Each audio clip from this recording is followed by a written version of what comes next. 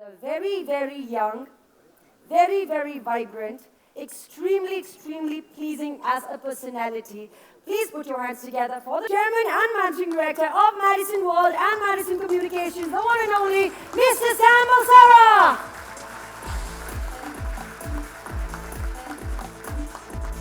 Very warm welcome to you, Mr. Balsara. He is truly, in every sense, the disruptor of today's Gen Next age. Someone who loves challenging the regular. He has made something great out of this very challenge that he possesses. He's a young entrepreneur. He has changed the face of the Indian hotel industry.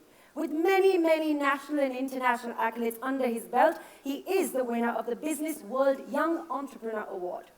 He is also the first Indian Thiel Fellow and an author as well. Ladies and gentlemen, please welcome the 21-year-old person with a very, very large mind. He is the CEO of Your Rooms, Mr. Ritesh Agarwal. A very, very warm welcome to you, Ritesh. Ram Ritesh, pleasure to have you here. Is this working yet? Yeah, it is. Can you all hear us? Yeah. Okay, good afternoon, everyone. So, my mind goes back to 1972. There was a young man then who, after 17 years of rather stressful education in some leading schools and colleges, finally got ready to enter the world of business and joined a large Indian corporate at a handsome salary those days of 800 rupees a month. I recall this incident because my guest this afternoon is all of 21 and I was 21 then that I spoke about. The only difference is that at the age of 21, our young friend has already had 3 rounds of funding, first for some 20, 30 odd lakhs, then for about 100 crores, and last month for about 600 crores.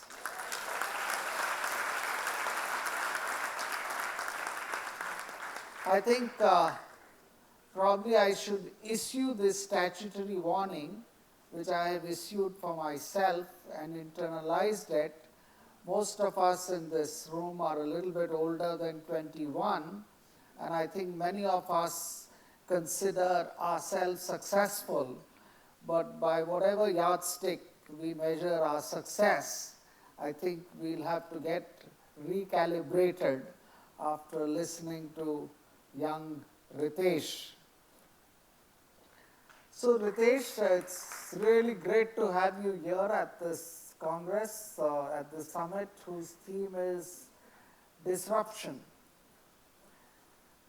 Ritesh, I read that you entered college and within 2 days just decided to quit college. How did that sort of come about? What went through your mind that made you say, to hell with it, and in 2 days? So, first off, thank you so much for your kind words. I mean, thanks for having me here. And other than that, with having 3 great sessions before this, after hearing Rahul and 2 great sessions we had before that, and then hearing this from you, this is overwhelming for me already. But to begin with, for me, at a lot of levels, as I've built OYO into potentially one of the largest hotel brands in this country in a year and a half, when it's begun, one of the things that I had in my mind was education is extremely important, but I will never let college interfere with my education.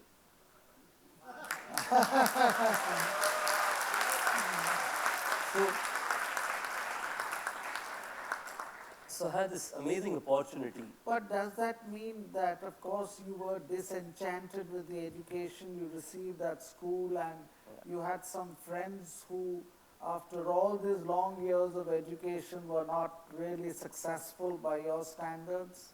I think it's different for different people. Education might formal education might make a lot of people successful or not successful.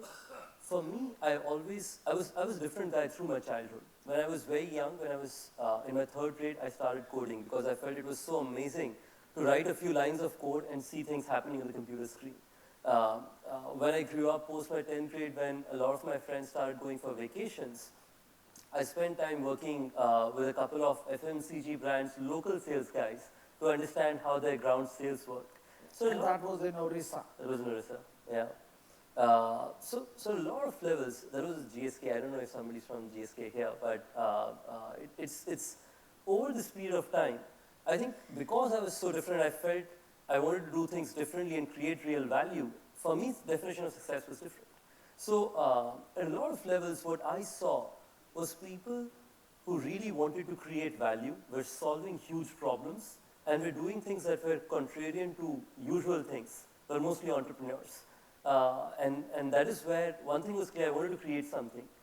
And the problem that I chose to solve, and you'd see this most successful companies globally being So created. 1 minute, but at that young age, how did you even know about the word entrepreneurs? I mean, did you I meet did not. many entrepreneurs when you were in school, or were you sort of Yeah. surrounded with entrepreneurs, or how did this thing Come up. come up? Yeah, sometimes I ask this to myself. I could not spell the word well because it's difficult a couple of Complicated. years back. Yeah, it's complicated. And simplicity is the new complicated. So a couple of years back, so I grew up in Orissa, which is where I said I used to do all these different things. Post that, I got the opportunity to go to Kota, Rajasthan. A lot of people go for engineering school. engineering. Yeah, we're potentially getting Especially for the entrance entrance test. test, absolutely. The good news about that place is, one, you don't have to, and nobody hear this, you don't have to go to school every day. You just can go to the training center, and school you can be going, a few days a month, and so on. During the period, an empty mind is a levels workshop, I used to do well, but I used to feel very disenchanted that in the last couple of years since I built OYO, I've never used organic chemistry to solve my problems. And I felt very concerned. I felt very concerned what I aspire to do in my life. I did not know entrepreneur, but I definitely knew that I wanted to solve big problems. And this almost, if you'd asked 10 years back, very high quality people, they'd say we wanted to become an IAS officer and solve India's problems. So every generation has their own way of saying that we will solve big problems. In that period, I used to take weekend trains and come to Delhi. This was 2008, 2009, when the whole entrepreneurial ecosystem in India was being created. Make My Trip had gone public. A lot of young startups, Kunal Bell had just come back to India, started Snapdeal, and a bunch of these things were happening. I sneaked into those events because you see, in a lot of these kind of events, you basically have people with tags and people without tags. The people without tags are like the important ones. So I was the one without the tag. I just walked in. And that was a period when I met some of the smartest people I had ever met. Bunch of these people were like, there was a McKinsey partner, there were like bunch of these guys who had left their cushy jobs and wanted to solve big problems. I did not know what McKinsey was, right? Like I'd heard about it from a few friends, but I felt it was not as large a brand like HUL, for example. But I felt the guy is very smart. And he's trying to solve some of these problems. So for example, there were people talking about private railways, there were people talking about e-commerce, there were people talking about how cabs in the next generation are not going to be real infrastructure. Instead of that, it's just going to be on digital. It just felt to me, these are the people I want to surround myself with. And I'll do anything. So for a year, I reached out to these people and I said, I'll work for you for free. Every weekend I'll come and work for you for free. Ask me to do anything. And during this period, one thing was clear, I wanted to become an entrepreneur because I saw these people and they were solving some of the best problems and I could not wait. One thing you would realize, and that Rahul was just saying, is speed is the new currency. And you feel really restless when you really want to do something and you can't. That's the reason it's very tough generally to work with entrepreneurs because they can see what needs to be created and until it is done, they're very restless. So for me, a year later, I started something, failed once, and then that changed to OYO. And it's been doing very well so far. So Ritesh, tell our audience in your own words, since we've not broken your advertising campaign yet, I'm sure there's a little bit of confusion on what is Oyo rooms and is it a hotel or it's not a hotel, and how did this idea strike you? Yeah. First time in the world, the concept of Oyo hotels is, I believe, a first in the world. So it's not like e-commerce, replicating something else. This is an idea born in India, and it has come out of this young man's mind. What is that idea? So, reality is it was not as if some night I woke up and I was like, I have this idea. Yeah. Right? I dabbled into it. I dabbled into it because it was a personal pain point. So, when I started the company, it started as an online booking service, which people would imagine is something that everyone does. During that period, I would wake up every day and stay in a new serviced apartment or a hotel or a bed and breakfast, etc., etc. This was for a period of 3 months, close to 100 properties, 3.5 months, close to 100 or 80 properties that I stayed in across the northern half of the country mostly, but also in the southern half. During this period, almost every day, I would encounter a new problem. If I were to give you a jigsaw of these experiences, you land at the city, so online reservation used to be great. You land at the city, call the hotel owner, he won't pick up your phone. You reach the hotel, there's no signage. You walk in, the receptionist is sleeping topless. You get into the room, the mattresses are torn. You have this end-to-end process that are broken down, which it is not as if any one of us is unaware about. All of us knew this problem existed for a long time. For me, I never wanted to build a company which was one more business. I wanted to create something that created a large impact. And if that was with just a few hotels, I was just fine about it. So among this period, what I learned was the problem here was not discoverability of these accommodations. Enough of them are available online and offline to discover. The problem is predictability and trust in these accommodations. So I basically said, I'll take one hotel and I'll standardize brand and manage it end to end. For 10 months, I used to be the housekeeping guy, the coder, and the sales guy for the same hotel. So this was one of these hotels I'd stayed in this 150 days, where I basically told the owner, you know what, your hotel is anyway empty all the time. I'm going to brand this. I'm going to standardize this and distribute. If you make money, great. Otherwise, throw me out in a month. Interestingly, in 6.5 months, this hotel was doing 95% occupancy, and we had massive repeat rates. Which place was this? This was in Gurgaon, South City 1. We called it the Oyo Huda City Center. What we did was something that was very, very commonsensical, but unfortunately, because hospitality globally does not use technology a lot of these were first time in the world, which is fortunate for us, but unfortunate for such a long time.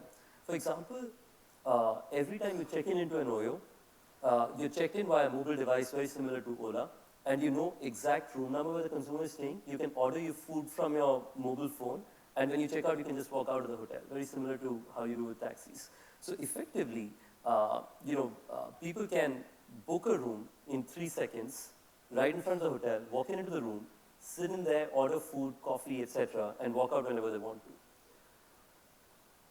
This is technology side. You can imagine that hospitality is not just technology, it's a lot of human and cultural instinct as well as a part of the whole experience. In that, there are some very, very minimal efficiencies that we fixed because of operating a business at scale. Today, we operate 2,500 hotels in India.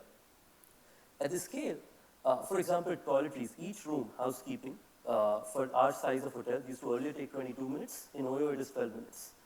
The reason it happens is we said all the consistent things of the room, that is linen, cleaning, etc., will be standard. But the 10 minutes used to be taken for keeping toiletries in the right places, the pen and paper pads at the right place, the mineral water at the right place. We said, why do you need that? We took all of them, kept it in a single bag that we call the Oyo bag, and we used to give that at check-in. Now 4 people can manage 2,000 rooms, which 4 people used to manage 10 rooms in the past. And by the way, it's a way of monetization for us because FMCG companies today use those toiletries bags to sample the new products that they're going to experiment. So a lot of levels, our view was saying we will not see what was done in the past. We will just say what is right for our guests, and we'll solve for that by using new age technologies and commonsensical attributes. And reality is that's how hopefully great companies are built. But tell me, I mean, you got this. The first funding that you got was only 30 lakhs. And how many rooms did you manage to do in 30 lakhs? I mean, couldn't be too many. Yeah. So I think The good thing about new age businesses is, the capex is very limited. It's entirely on OpEx, and your cash flows are always negative cash flows, right? Like you're always getting the money before you pay others. I think 30 lakhs did not take us too far, because that was the time when I was still discovering whether I should do OYO or not. But reality is, even with, let's say, assume we'd raised only 25, 30 million until a month back when we raised the large round. In that 30, 40 million, we were possibly able to create one of the largest hotel brands this country had created. It's unbelievably, and it's massive. We ourselves keep pinching ourselves and asking, it really happened. I think it was possibly because of both the guests in the way they sort of adopted us, and because the guests adopted us, suppliers did. And I'll tell you why. Imagine 5 years back, did you take taxis for every reason? No, you did not. You took them only when you had really, really important things, because they were expensive, you had to haggle, they were not great experiences, etc., etc. Today you take it for every reason. You drop your wife back, you pick your kids from school, and so on. We see the same thing happening with hotels. In Gurgaon alone, we book 50,000 nights a month. Today, as we speak. And that happens because when people get late from work at nights, they end up staying at OYOs. The cost of driving and of private fuel from Gurgaon to Ghaziabad is higher than the cost of staying at an OYO.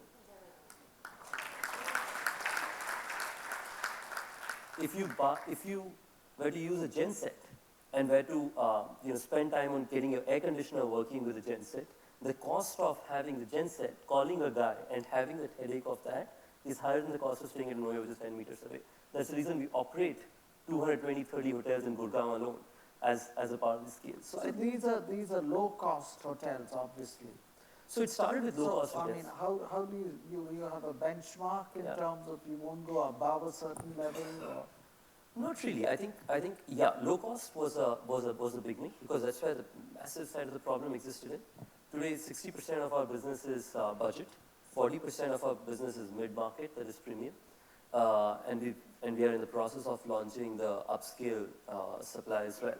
But mostly budget and mid-market.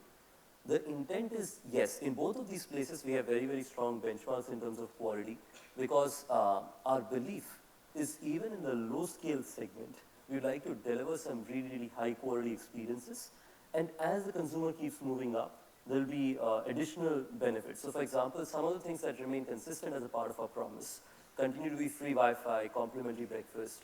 So some of the things that we don't say as a promise, but we do is, for example, 350 thread count, single strip, satin linen in each room that we partner. Satin linen? Wow. So 32-inch LCDs, a DTH connection, a high-speed Wi-Fi, complimentary breakfast for every guest who comes in and stays. So at a lot of levels, and this is all at $15, $20 a night. Now, a lot of people would imagine that, a lot of people ask us this question of saying, are you losing money in each transaction because, this is so cheap? It is inexpensive in possibly a better word. I think no, we don't. Because unfortunately, a lot of hoteliers in the past, which possibly are changing now, used to think of it as a renting business. They would say, one room of mine will not sell for X rupees or lesser. But the reality of our business, very similar to low budget carriers, is the revenue is a combination of not only the price per room, it is also the combination of occupancies that you drive. We drive 90% plus occupancies. At that volume, if you're able to generate the size of revenue, our ancillary revenue pieces in itself make up for the bottom line for a supplier. So tell me, the investment in the upgrade of the hotel room is made by you or by the individual hotel owner? So in the initial times, it used to be a risk versus reward. They used to say, if the supplier invests, he has to pay us lesser revenue share. And if we invest, we take higher revenue share. But today, a lot of finance companies have seen that owners who used to make 50 to 60,000 a month make 10 to 12 lakhs after partnering with some of these owners. Hence, they have said what OYO used to do, we'll do that now. So they invest money on our behalf, and we underwrite that because we give that kind of business to the hotel owner. So nowadays, either the hotel owner or the finance partner invests in the standardization of the hotel. And we've brought the time down from 17 or 18 days in the past to 72 hours today. So we have the right quality of vendors. We are by far the biggest buyers of bedding in India from the hospitality standpoint. We're possibly the largest hospitality buyer of DTH and Wi-Fi subscriptions nationally. So this scale enables us to do things at a much faster turnaround time, as well as in terms of value that we can generate for our supply partners. So Ritesh, I have been to your office and it's a very large established office. I mean, one of the things, at least in our advertising business, that we constantly worry about is talent. And I believe to attract talent, you need somebody who the talent can look up to. So how did you go about hiring people? And what attracted them to you? And what kind of leadership, thought leadership, inspirational leadership could you provide at your age? I mean, it's fascinating. I can't get over it. That's a great question. I think we possibly have created, and I'm very lucky in that context, one of the best talents across any startups in this country, and we can rival possibly the best startups that have ever been created. And I'll give you some examples. You work with some of them. Abhinav, who ran... Let me say this. So guys, you haven't heard it all. Ritesh, I think 6 months ago or 3 months ago, hired another young man, not as young as him, but who's an engineer, graduate from Harvard, 10 years working experience with the Boston Consulting Group, leaves Dallas, comes to Gurgaon, joins Ritesh.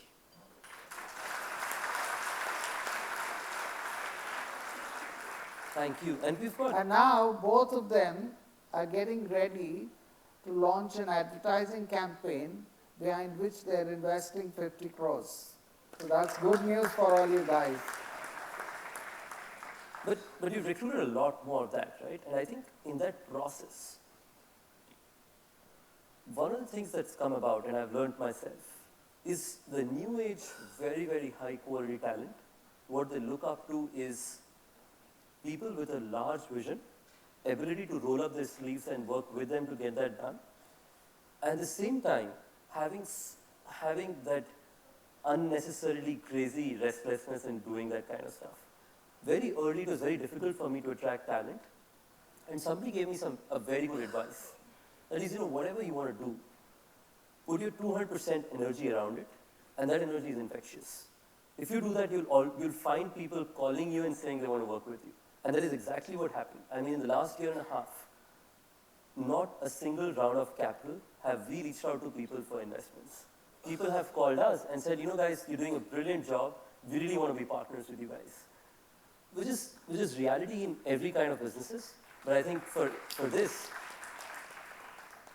is something that we felt that because we've done such a good job in really believing the kind of impact that we wanted to create and brought these great people look at these guys and they're like, we want to be a part of this story. And this is a network effects, right? Like you bring 10 smartest people. So for example, one of the 4 guys who sold a company to LinkedIn called SiteShare, heads of engineering. One of the guys who launched one of the 3 warehouses for Amazon in India, also Harvard Business School, sold his company to Piramal's, runs our expansions. So these are all some unbelievably good talent. And they come here because they see that belief in sort of saying we'll create something out of India that will possibly change the way people will stay away from home globally. So that's just the vision and the quality of talent you have around yourselves that inspire people. Let me tell our audience about another interesting tidbit. I found it absolutely amazing that until 15 days ago, Ritesh, who as you know is from Orissa and now is sort of headquartered in Delhi, if you may say so, didn't have a house in Delhi. Every night he went to a different Oyo room with his little bag and stayed the night there. And that way he experienced 300 Oyo hotels himself. So every night, imagine, I mean, if that's not commitment, what is? That's No, for me, fascinating. for me, it was fun. I loved it. I think one part was, of course, staying at places which, I mean, eating your own dog food, which is reality is possibly the best way of learning what you guys are up to. But for me, individually, personally, this was actually a lot of value for myself because I was alone. And the pain of managing a maid, paying electricity bills, water bills, Wi-Fi bills, all differently, is just a lot. I just felt, I mean, every time I would come back at night, booking an OYO, I used to get a great room. I could call the manager for any support I needed. If electricity went off, I could tweet, and OYO would fix it for me. I loved it. Uh, So, Ritesh, tell me, when did you last meet your mom? well, that's been a while. I think 6 to 8 months back. 6 to 8 months back. Yeah. I asked this question because Ritesh's mom was very upset and very worried that how would Ritesh ever find a bride because he spent 2 days in college.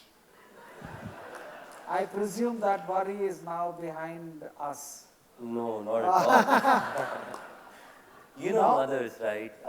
So, the Thiel Fellowship, you sign a contract that Oh, you. 1 minute. Let me tell you about this Thiel Fellowship. How many of you know about this Thiel Fellowship or Very little. program? Yeah, very little. I'd love to Okay, give a not too background. many.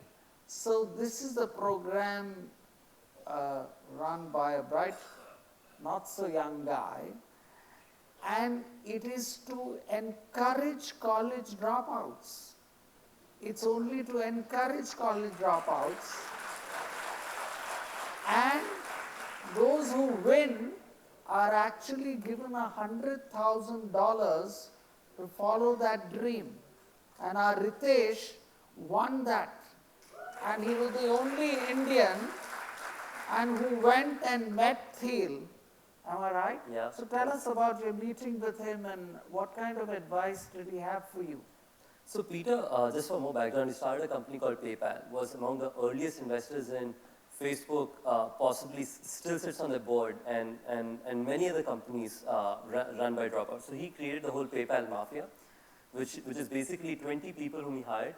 All 20 went out and built billion-dollar companies, some of which are companies like Yelp, Tesla, and a bunch of them, right? Like you can name them. So his belief was similar to what I just said, that formal education doesn't necessarily mean the right thing for a lot of people who want to create great companies. So I think Peter is one of the most remarkable guys in history because he was the first guy who predicted the US housing bubble. So he did not buy a house until the housing bubble got burst. And after which he bought 6 houses. So a lot of levels. As many of you have seen Social Network, the movie, you'd see there's that one guy who wrote the 500K check to Mark. This is the guy. I think for me, he's possibly one of the most inspirational guys I've ever met. And during that period, you have to also sign a contract that you don't go to college. I think there were 2 big things I learned there. One of the things is being here in India, you around yourself, people who are not very successful, they end up pushing you towards saying, because you're here and because you're not so accomplished already, you should be thinking things that are very small. And with him, one of the things that I saw was he used to talk about thinking things really big. I'll give you an example. Before meeting him, I used to say I want to build an online marketplace for rooms in India. After meeting him a year and a half back, I used to say I want to build India's largest hospitality brand. And nowadays I say I want to build the world's largest hospitality brand because India is already done. I think just the scale is just unbelievable, right? And you see people who say that and create that.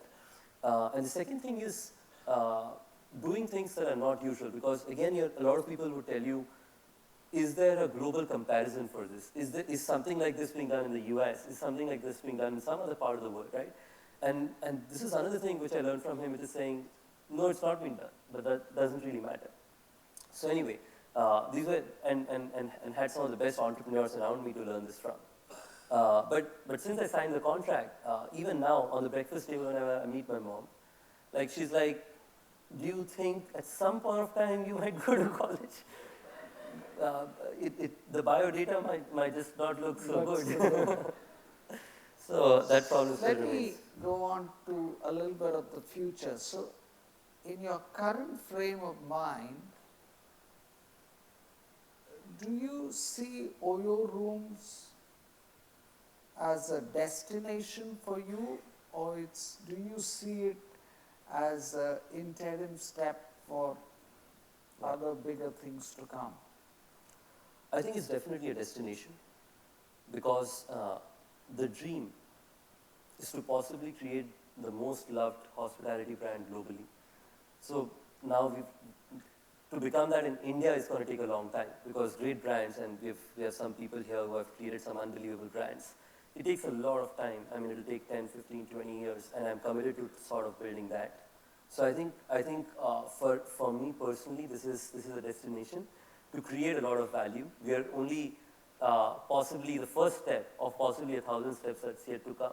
So yeah, I'm super excited about it because this journey for me was not about creating one more company, right? It was creating impact.